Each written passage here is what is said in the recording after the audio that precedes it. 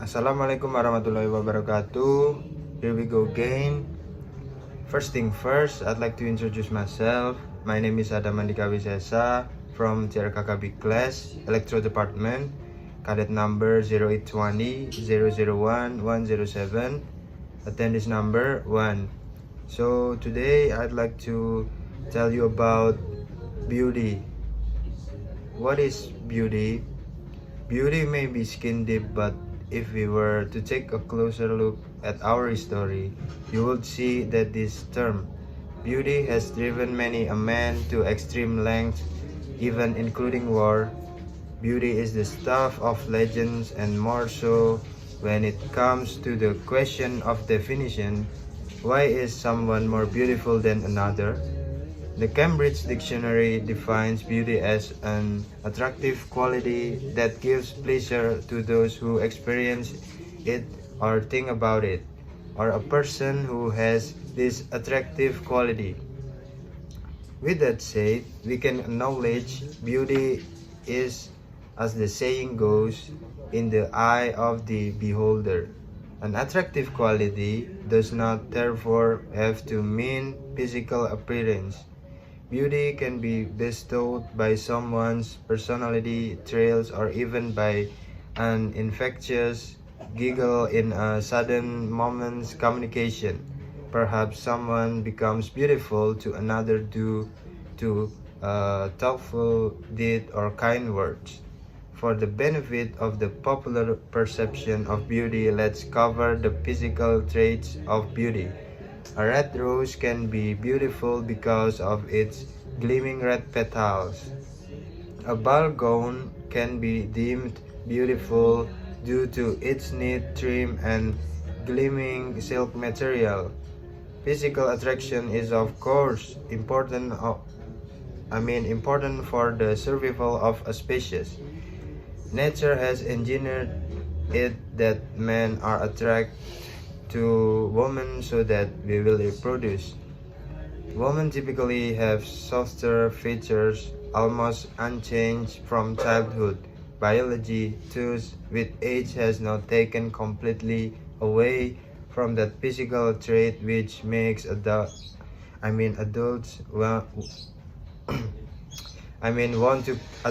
want to care for and parent. Psychology Today looked into the subject. According to Dr. Enrique Turigano, a co-author of the study, while both men and women agreed that facial symmetry was an important factor in determining facial attractiveness, women seemed to think facial dimorphism or femininity was more important than men actually thought it was. Men, however, placed more value on facial averageness and facial maturity or youth than did women. Interestingly, our biological attraction make common sense. Symmetrical face are associated with good health and reproductive quality. Scientists have generally found facial symmetry to be perceived as more attractive by the opposite sex. Of no surprise, studies highlighted in Psychology Today state that familiarity of physical features also count towards someone's attraction. There is another old saying, boys are attracted to women who look like their mother. The fact is that we attribute this quantity to something that is pleasing to the eye and to the beholder, but that seems to be too relative, as what many appears pleasing to one person need not appeal to another. It is this beauty that starts many a war, starting with the legend of Helen of Troy. The consensus is that a war did indeed take place and Troy was leveled, but archaeologists are yet to find conclusive proof of Helen's existence. Legend says she was the most beautiful girl in Greece and the daughter of the ruler of the universe. Zeus, the odds are will never be proven. I digress. Does this mean that the whole story about a face launching 1,000 ships is all make-believe? Not necessarily. For just because we have not been able to determine the existence of one person does not mean that the Trojan War did not take place.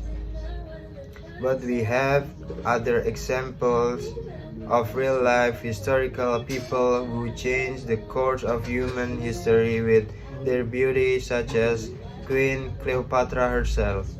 With her beauty, she was able to beguile and bewitch the Roman dictator Caesar as well as his second-in-command, Mark Antony, which only goes to show you that beauty can indeed play a very powerful role and can even shape the history of the world.